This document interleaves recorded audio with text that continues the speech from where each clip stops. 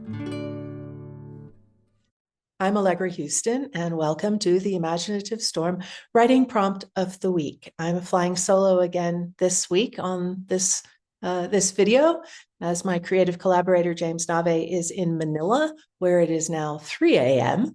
And so he's gone back to bed after the Zoom call.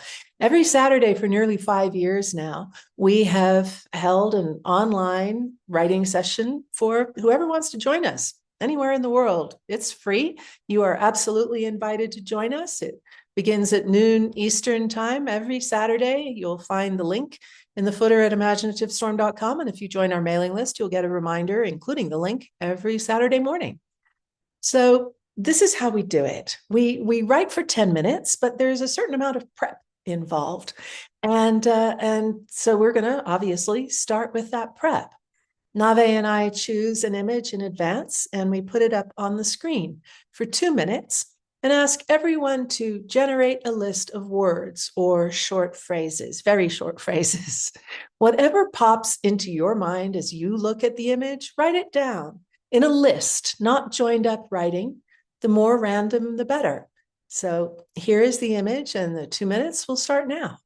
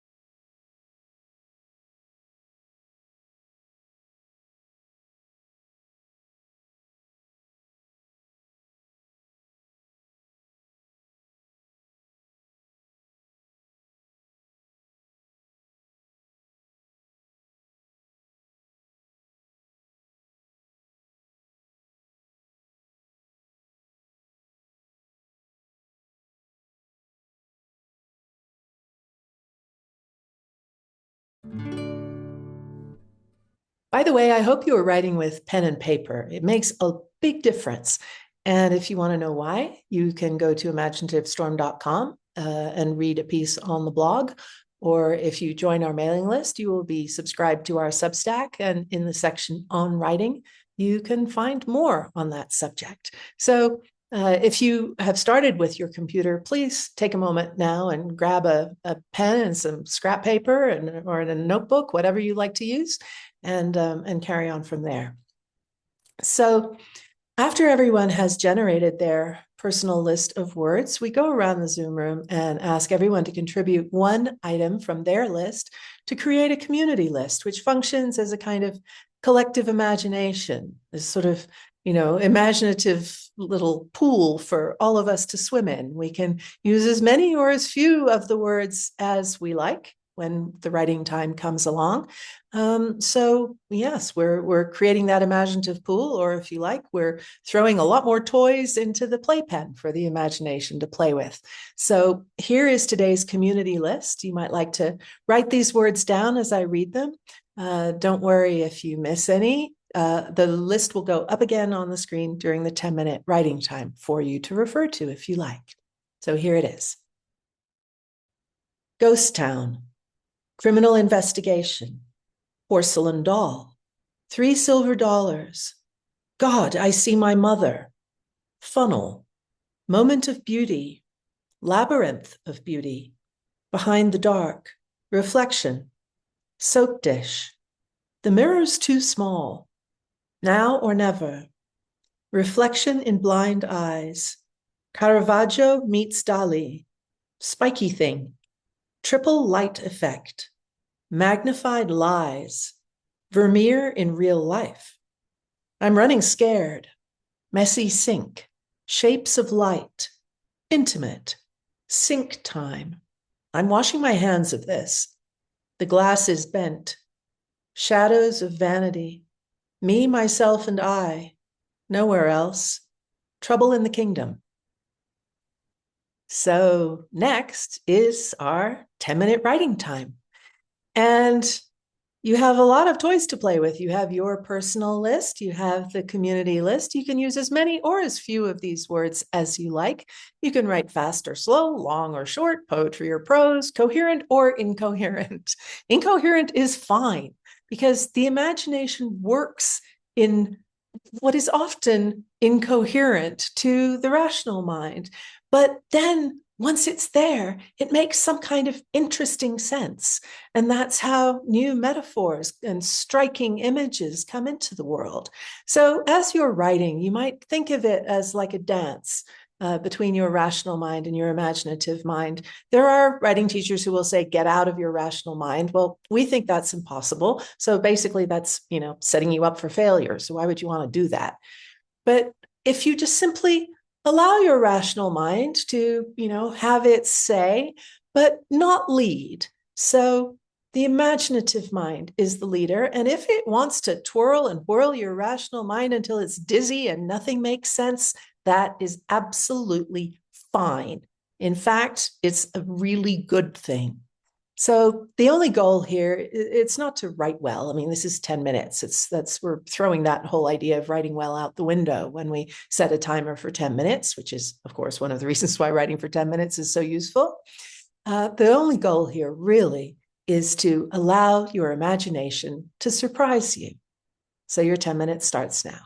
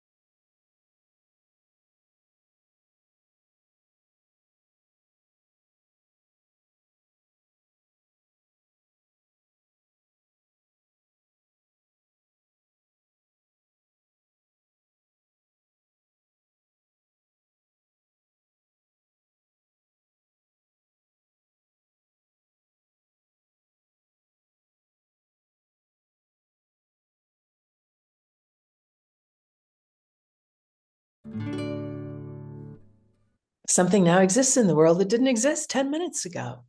And you will appreciate what you wrote so much more if you read it aloud. Doesn't matter if you're in an empty room, you are your most important audience, so the room is not empty, you're in it. In our Zoom, we break out into breakout rooms and read to 5 or 6 people, all of them appreciative, just so you know, because as I said, there's no point in criticizing something that was written in 10 minutes. We're mining raw material here, we're mining gems, and it doesn't matter how much dirt we dig up along with the gems. We're just looking for the gems. So as you read, when you hit those gems, when you come to those gems, your body will tell you. You'll get a little hit of dopamine when you read out something that you like. And almost always, that phrase or image that you like will be something that surprises you, something that is original, authentic to you. And this is how reading what you write aloud helps you effortlessly to strengthen what you like about your writing. So put me on pause now and read what you wrote aloud.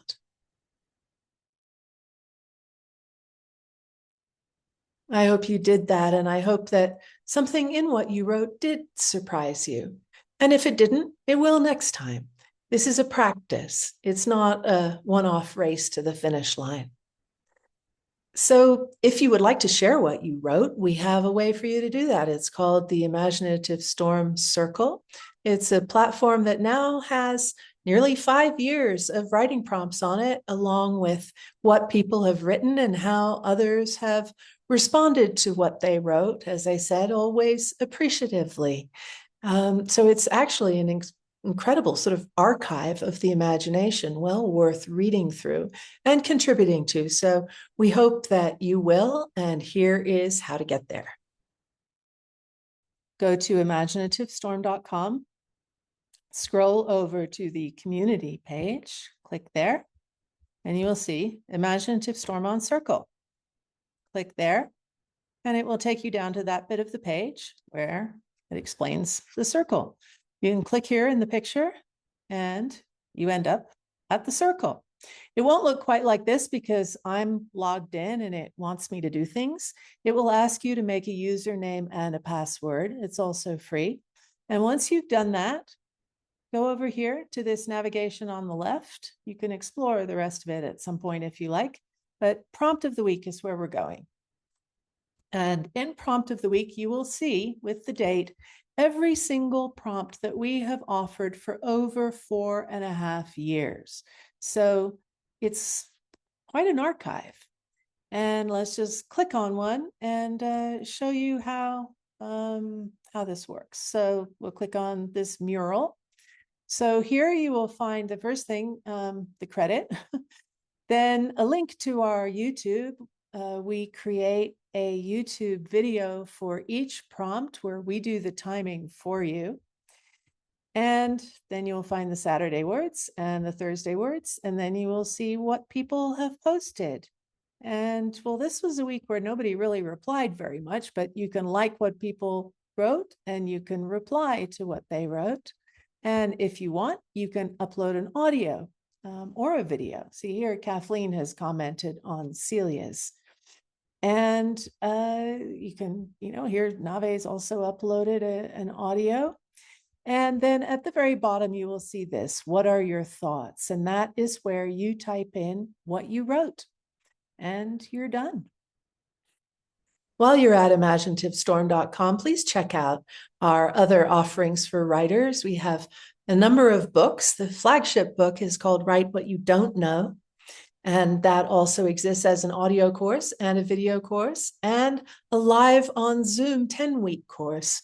The current one started last Tuesday and is sold out. The next one will start in September 2026. So if you're interested in that, check out our website. And I encourage you to sign up early since that one's sold out. Our in-person retreat in Taos, New Mexico is at the end of April. That also sold out last year and the year before. We do still have a couple of spots left for this year. So if you're interested, check it out on our website. book a call. Very happy to tell you more about it in person on the phone. And we also have a retreat coming up in La Veta, Colorado, which is in the valley beneath the Spanish Peaks. Colorado Springs is the nearest airport. So please do check out all that we have there. And thank you very much for joining me today.